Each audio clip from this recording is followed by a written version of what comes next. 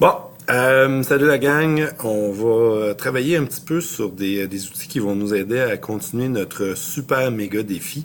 Alors moi, ce que je vais vous montrer, c'est d'être capable de lire les valeurs des différents sensors qu'on branche sur notre brique. Alors moi, ce que j'ai fait, c'est que j'ai pris une brique et j'ai mis plein de sensors dessus.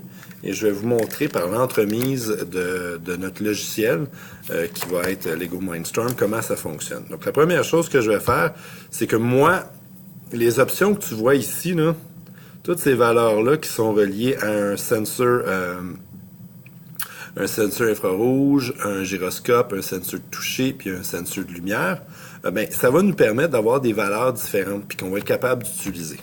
Donc moi, ce que je vais faire, c'est que si je clique là-dessus, ben là, j'ai le sensor de toucher. Donc, mon sensor de toucher est branché sur le 3, puis quand... Là, je sais pas si je vais me donner tout. Si je pèse dessus, je ne sais pas si vous le voyez, mais il y a un 1 qui apparaît.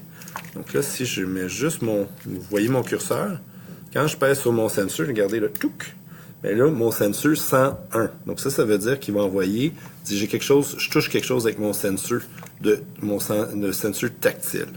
Donc là, si j'enlève ça, bien là, je vois aussi que j'ai différentes options.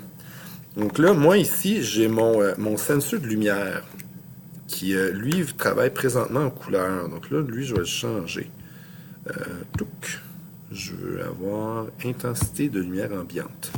Donc là, si je le mets... Non, c'est pas ça non plus. Je veux avoir intensité de la couleur réfléchie. Donc là, si je me mets ici, mais là, vous voyez que présentement, je sais pas si je vais le descendre un peu. Vous allez le voir. Donc là, moi, je prends mon sensor de lumière que vous voyez ici, qui produit la lumière, et je le dépose sur du papier. Donc là, si vous voyez, mon papier blanc me donne une valeur de 21. Plus je me rapproche, plus ma valeur va être haute. Donc ça va être bien important de voir à quelle hauteur tu vas mettre ton sensor de lumière, parce que plus il est près, plus ta valeur va être exacte. Plus il est loin, plus ta valeur va se dissiper, puis la différence entre le noir et le blanc va être plus difficile à percevoir. Mais là, j'ai dit qu'il y avait une différence. Donc là, présentement, disons que je regarde ma valeur de blanc, elle est à 36, et quand je la mets sur la noire, tu la vois descendre, elle descend 5, 7, 8, tout dépendant à quel endroit je me le mets et à quelle distance je le mets. Donc là, il y a une brique qui vient de fermer. Donc ça ici, c'est hyper important quand on le voit, puis on parle de valeur. Donc cette mesure-là sur ton port view va être très, très, très importante. Donc ça, tu peux le voir en direct dans ton logiciel. Donc ça ici, où est-ce que je vais mettre mon curseur, c'est l'endroit où est-ce que j'ai mes valeurs de lumière. Donc là, on se rappelle bien qu'ici, j'ai mis non pas la couleur. Couleur, tu pourrais le faire, ça sera encore plus facile, parce que si tu regardes, il va prendre le blanc comme étant 6 et le noir comme étant 1. 6, 1.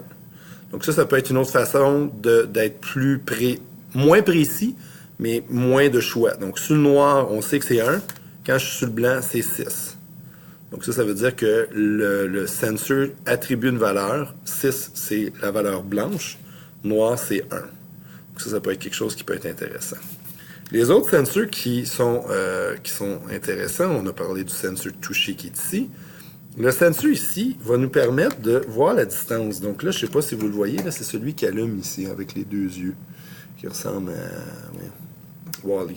Donc Wall-E, là, présentement, il est capable de percevoir la distance de la planche. Donc le robot sait que les yeux, ce sensor-là est à 9 cm de la planche. Plus je m'éloigne, plus je le monte.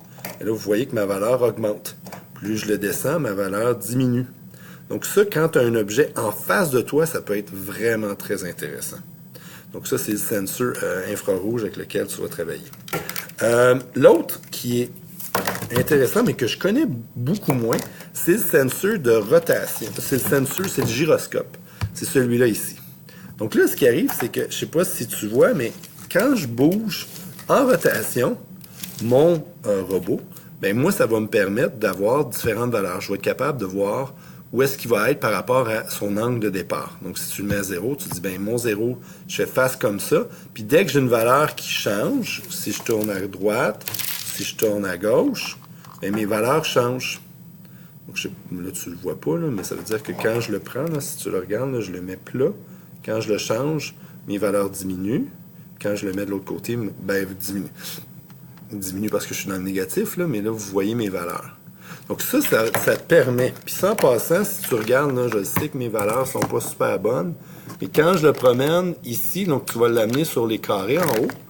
Le premier en haut, c'est écrit Port View. Donc quand tu cliques dessus, tu as exactement les différentes valeurs qui sont là. Donc quand tu travailles à deux, c'est hyper important. Une personne peut prendre les données sur la planche de jeu et l'autre personne peut faire la programmation. Puis là, je vais parler de programmation avec le sensor de lumière. Donc, on se voit tantôt.